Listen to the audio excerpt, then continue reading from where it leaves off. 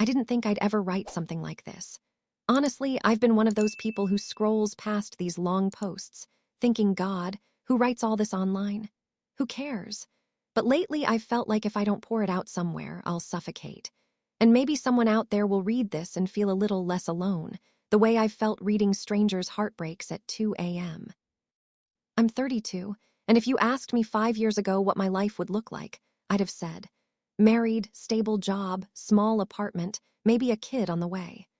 I didn't picture this version of myself, hollow-eyed, pretending everything is fine while brushing my teeth beside a man who doesn't look at me anymore.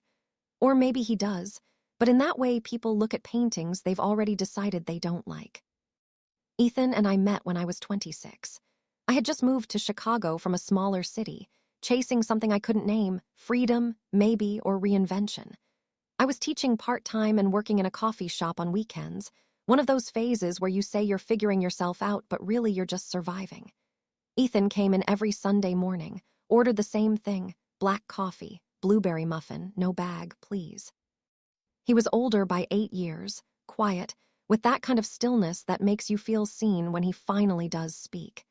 He was an architect, divorced, and he had a way of making you feel like everything you said mattered. He didn't flirt exactly. It was subtler than that. Little things, remembering my schedule, asking how my thesis was going, leaving a note on a napkin once when I mentioned I was having a rough week. The trick, it said, is to believe there's more waiting for you than what you're walking away from. I kept that napkin for years. When we started dating, I told myself I was being careful. I'd watched my mother crumble after my father's affair. I promised myself I'd never let anyone make me small like that. But Ethan made me feel safe. It was like being invited into warmth after years of standing in the cold. We moved in together after a year, married after 2. I thought, this is it. But marriages don't break overnight. They unravel quietly, like a loose thread you keep ignoring. I noticed the first shift when he started staying late at work. He'd come home distracted, smiling at his phone, saying he was tired. I wanted to believe him. I needed to. Because if I let myself question it, I'd have to face the echo of my mother's voice warning me that men always wander eventually. I tried to bridge the gap, weekend trips, long talks, cooking his favorite meals. But it was like trying to reach someone through fog. One night, I borrowed his laptop to look for an old document. The messages were open. Her name was Claire. I wish I could tell you I screamed or threw something or demanded answers right away. But I didn't. I just sat there, scrolling through months of quiet betrayal. Little jokes, lunch plans, complaints about me disguised as casual venting. She's distant lately, I think she's unhappy. It was like reading an obituary for the life I thought I had. When he came home, I couldn't look at him. He kissed me, asked how my day was, and I remember thinking, how do you still have the audacity to touch me with those hands? That night, I went into the shower and cried until the water ran cold. Then I did what my mother did, pretended I didn't know. For weeks, maybe months. I told myself I was waiting for him to confess, to give me something real. But the truth is, I was afraid. Afraid of being alone. Afraid that if I left, I'd lose the life I'd built around him, even if it was already rotting. The confession came not because of guilt, but because he got caught. He left his phone on the counter one morning, and a message from Claire popped up. Last night was amazing. I wish we didn't have to hide. When I confronted him, he didn't deny it. He just sat down, hands clasped, and said, I'm sorry. Not I love you, not please don't leave me. Just sorry, like he'd bumped into me in a hallway. We separated soon after. I moved into a 1-bedroom apartment across town. For a while, I thought that was the end, a clean break, a wound that would scab over with time. But the thing about heartbreak is that it doesn't end when you leave. It lingers, reshaping you in quiet ways. I spent months drifting. Work, home, wine, sleep, repeat. Friends told me I'd bounce back. You're young, you're strong. They meant well, but I felt hollow. Then one night, at a gallery opening a friend dragged me to, I met Daniel. He wasn't flashy or intense, just kind, steady. He asked about my work and actually listened. For the first time in months, I felt something other than grief. We started seeing each other slowly. I didn't tell him about Ethan at first, not because I was hiding it, but because I wanted something untouched by that story. And for a while, it worked. Daniel made me laugh, remembered small things, never made me question his loyalty. But somewhere deep inside, I was still waiting for the other shoe to drop. Every late text, every moment of silence, my chest tightened, my brain whispered it's happening again. I became suspicious, needy, defensive. I told myself I was protecting myself, but really I was sabotaging us. The night Daniel said he couldn't do it anymore, I didn't even try to stop him. I just nodded, numb, watching the cycle repeat: love, fear, loss. After he left, I sat in the dark for hours, thinking about how easy it is to confuse safety with love, and how sometimes the hardest thing isn't forgiving someone else, but forgiving yourself for staying too long. It's been a year since then. I'm still in that little apartment, still figuring things out. But I've started painting again, taking long walks, cooking for myself without feeling pathetic about it. I've realized that maybe the point isn't to find someone who never leaves, but to become someone who knows how to stay for herself. Sometimes I still think about Ethan, about the girl who used to sit behind the counter with a napkin full of hope.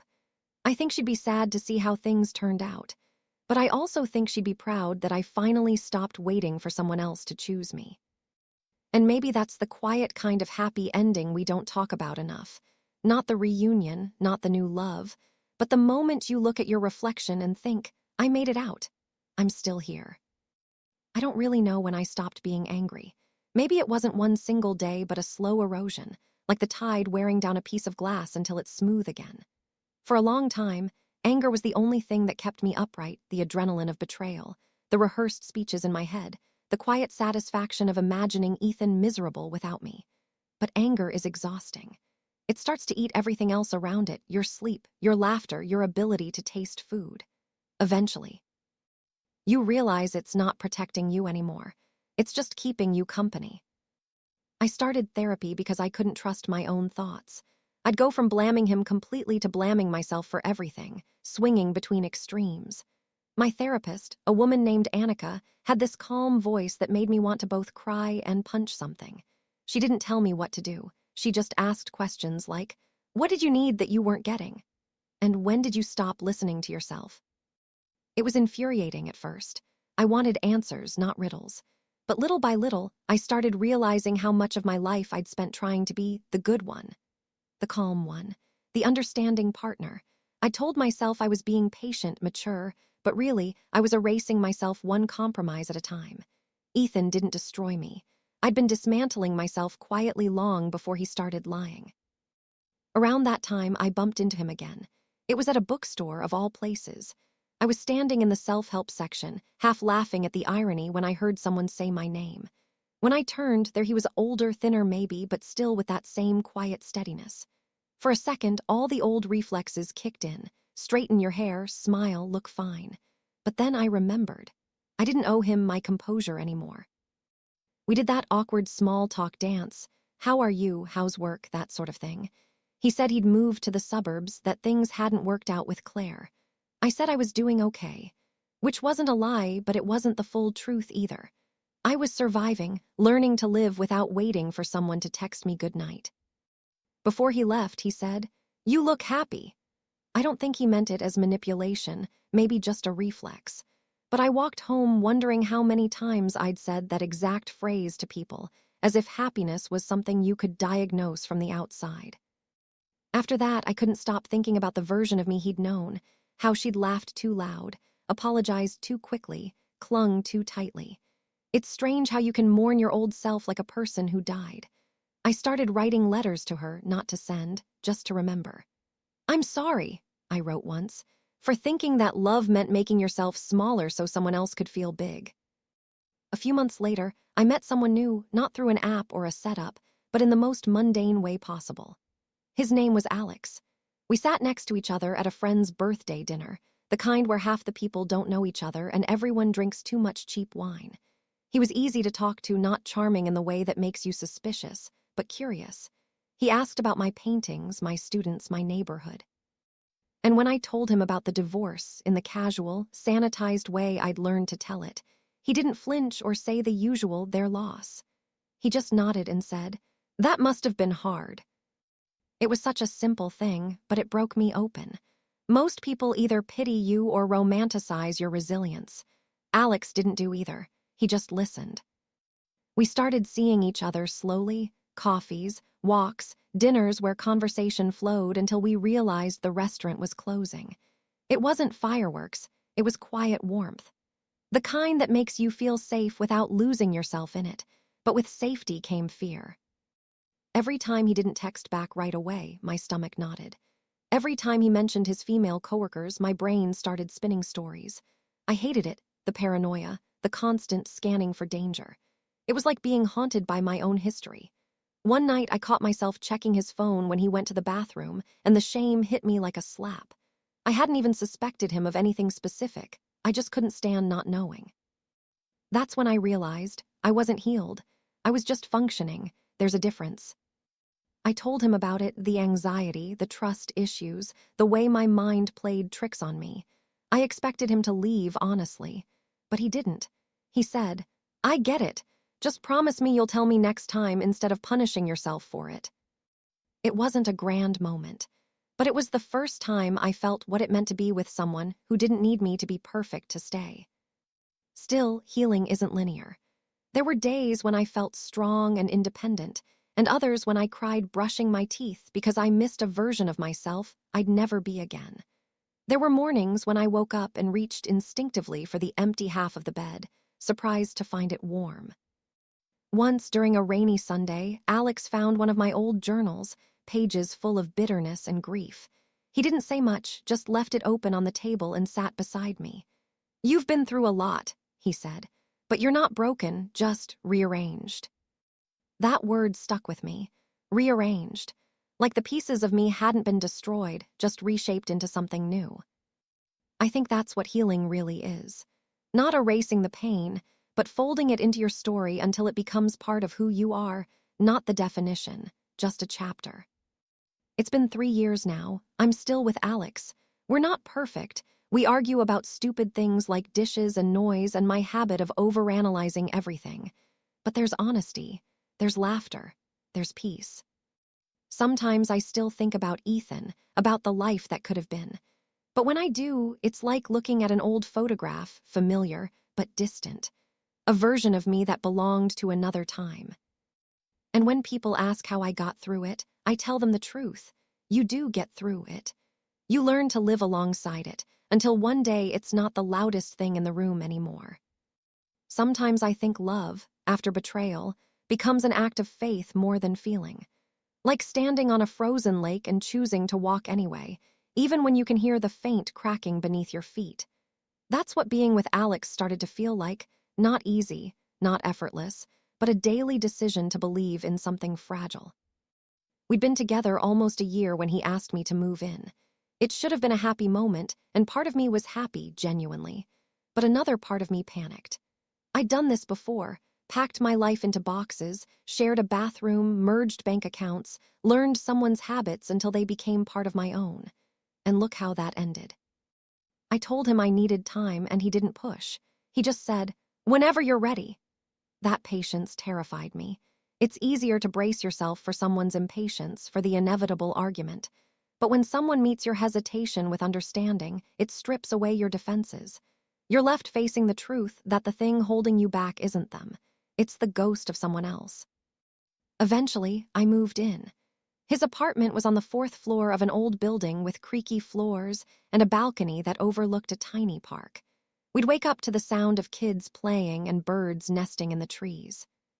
It was peaceful in a way that felt almost unnatural to me. But peace can be disorienting when you're used to chaos. I started noticing little things. The way he turned his phone face down when we ate, the extra hours he spent at work, the late-night messages that lit up his screen. None of it was suspicious on its own, but together, they set off alarms in my head. I tried to ignore it, but it built up until one night I snapped. "Who keeps texting you?" I asked, sharper than I meant to. He blinked, surprised. "My sister," he said. "She's dealing with some stuff. Why?" I didn't answer. I just stared at him, waiting for the lie. When it didn't come, when he just looked at me, calm, hurt, confused, I realized I'd already crossed a line. He sighed. You think I'm lying? No, I said too quickly. You do. The silence that followed was suffocating. I hated how easily I'd reverted to suspicion, how reflexive it had become. When he finally spoke, his voice was quiet. I'm not Ethan. I know, I said, but the words felt hollow. He stood up and walked to the window. I know you've been hurt, he said, but I can't keep paying for someone else's mistakes. He didn't yell. That almost made it worse. I wanted to apologize, to explain, but all I could do was cry. I wasn't crying for him, not entirely. I was crying for all the times I hadn't cried before, when I'd swallowed my doubts and smiled instead. That night, I slept on the couch. The next morning, he made coffee for both of us, placed a mug in front of me and said, "We can work on this, but only if you want to." It wasn't a grand reconciliation, but it was real. And that's when it hit me, love after betrayal isn't about pretending the cracks don't exist. It's about building something sturdy enough to hold them. We started couples therapy, not because we were falling apart, but because we didn't want to.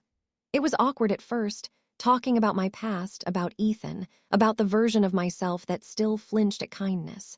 But Alex never made me feel like a problem to fix. He just showed up, week after week, and listened. One night after a session, he said, "You know what I think." "What?" "I think you're braver than you realize. You keep loving even though you know it might break you." I laughed. "That's not brave, that's stupid." He smiled. "Maybe both." We kept growing, slowly, painfully, beautifully. I started painting again, bigger, messier pieces, colors that clashed, shapes that didn't fit neatly. I stopped trying to make everything symmetrical. I think that's what healing looks like sometimes, learning to live with imbalance. Then, last winter, something happened that cracked the ground under us again. My mother had a stroke. It wasn't fatal, but it shook me. She'd always been the image of resilience, a woman who'd survived betrayal, raised me alone, and rebuilt her life from the rubble. Seeing her small and fragile in that hospital bed made something inside me crumble. Ethan texted me that week. He'd heard about it through mutual friends, just a simple message, "I'm sorry to hear about your mom. I hope she's okay." It should have meant nothing, but it sent me spiraling.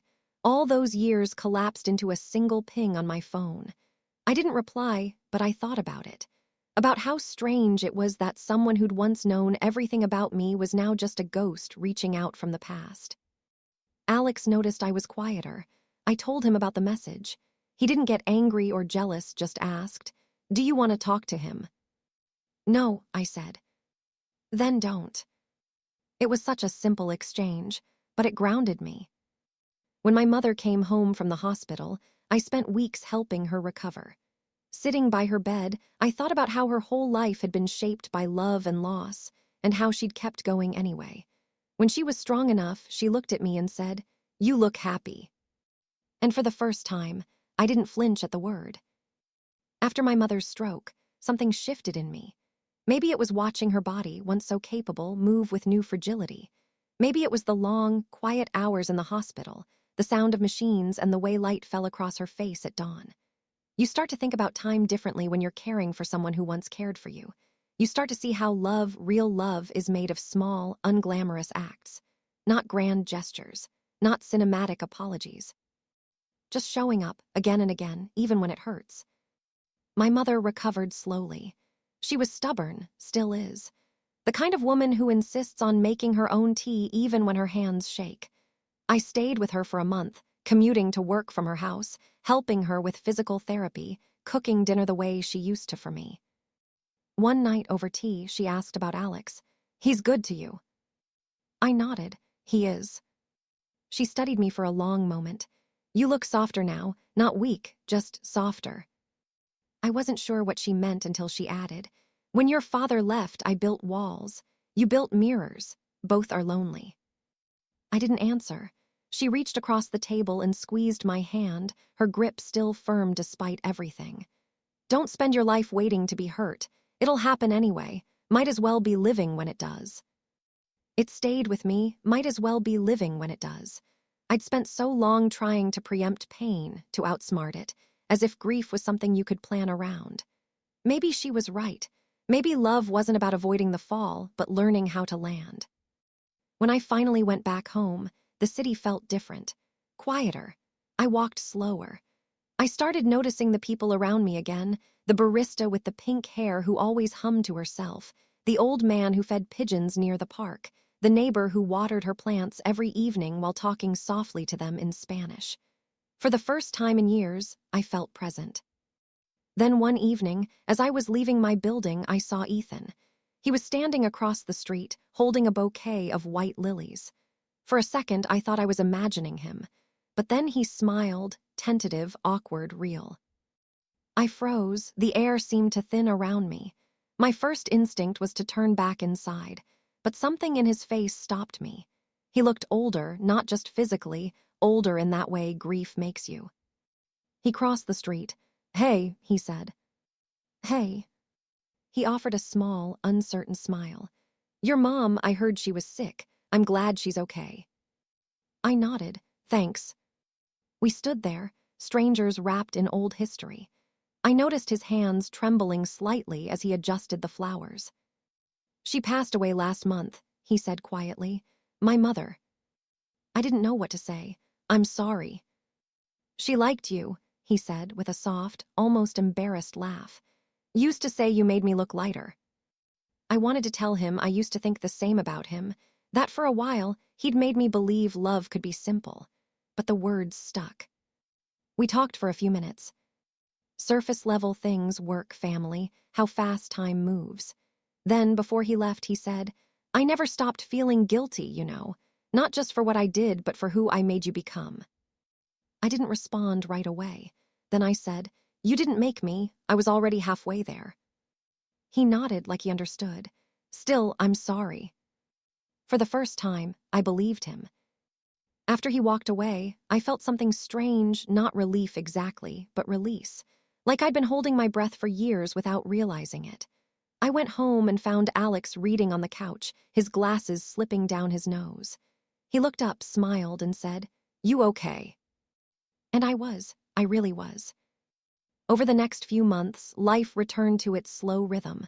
Work, dinners, quiet Sundays. But something in me had changed, the way light changes after a storm. I stopped waiting for disaster, for the next betrayal. I started trusting the quiet. One night, Alex and I were sitting on the balcony, watching the city lights shimmer in the distance. Out of nowhere, he said, "Do you ever wish it had all been different?" I knew what he meant, the divorce, the heartbreak, the long road that led us here. "Sometimes," I said, "but if it had been, maybe I wouldn't know how to love you like this." He reached for my hand, and I let him. The silence between us felt full, not empty. Later, when he fell asleep, I lay awake listening to his breathing. I thought about the girl I'd been, the one who kept napkin notes, who mistook stillness for safety. I wanted to tell her that heartbreak doesn't ruin you. It remakes you. Slowly, painfully, but truthfully. And I realized something I hadn't before. Forgiveness isn't a single act. It's a quiet, ongoing choice to unclench your heart, to let the past stay in the past, to stop rehearsing old pain like a script you can't forget. I drifted off to sleep, the city humming below, thinking maybe this was the closest thing to peace I'd ever known. Time has a way of folding itself, like the city streets I walk every morning on my way to the studio. One minute you're 26 and breathless with first love. The next, you're 35 and watching sunlight catch on a window pane, realizing you haven't thought about him in weeks. Alex and I have been together almost 7 years now. We never married, not out of fear, but out of understanding. Neither of us needed paperwork to believe in what we built. Sometimes people ask when we'll make it official, and I just smile. It already is. He still teases me about my habit of overwatering plants. I still tease him about his obsession with podcasts. We have quiet routines now, mornings with coffee and the newspaper, weekends at the farmer's market, late-night walks when the city is half asleep. It's simple, unremarkable maybe, but there's something sacred in the ordinary. I still paint, though my work has changed. It's looser now, less about precision and more about texture. My therapist once said healing is a creative process, and I think she's right. Each canvas feels like a small act of forgiveness, not just for Ethan or for my younger self, but for the woman I am, flawed, still learning, still capable of tenderness. Sometimes, when I'm alone in the studio, I think about how easily love can slip through your fingers. How many versions of me I've been, how many hearts I've carried and broken and mended. But I don't feel bitterness anymore. Just gratitude for the ache, the mistakes, the chance to start again. My mother passed away 2 years ago. It was quiet, peaceful. I sat beside her hospital bed, holding her hand, and I realized how much of her strength I carry. After the funeral, I found her old letters in a box, notes she'd written to herself after my father left. In one, she'd scrawled, "One day you'll wake up and realize survival isn't the whole story. You get to live, too." I taped that letter above my desk. Every time I read it, I feel her beside me. Ethan reached out once more after she died, a simple message, nothing heavy, just "I'm sorry for your loss." I replied this time, "Thank you. I hope you're doing okay." He wrote back, "I am." That was it. No closure speech, no emotional reunion. And maybe that's what real closure looks like, not fireworks, not forgiveness granted like a blessing, but a quiet knowing that you've both moved on. Life doesn't stop offering chances to break or to heal. A few months ago, Alex and I had one of those brutal, middle-of-the-night arguments, the kind where both people say things they do mean. It ended with me storming out into the hallway, barefoot and crying. For a moment, I thought, here we go again, that old instinct to run. But I didn't. I stood there breathing, then went back inside. I sat down beside him and said, "I'm scared." He nodded, "Me too." That's all it took. Not solutions, not promises, just honesty. The air between us softened again. I think that's love, really, not the absence of fear, but the willingness to face it together. Last week, I had coffee with an old friend from the cafe where Ethan and I first met. She's married now, has 2 kids, looks at me the way people do when they can't decide if they should pity or envy you. She asked if I ever missed the excitement, the intensity of first love. I thought about it for a long moment before saying, "No, I don't miss the storm. I miss the version of myself who believed in forever, maybe. But I love the one who understands that forever isn't the point. It's how you live in the in-between, how you love even when it's not perfect, how you stay when things are uncertain, how you keep choosing to begin."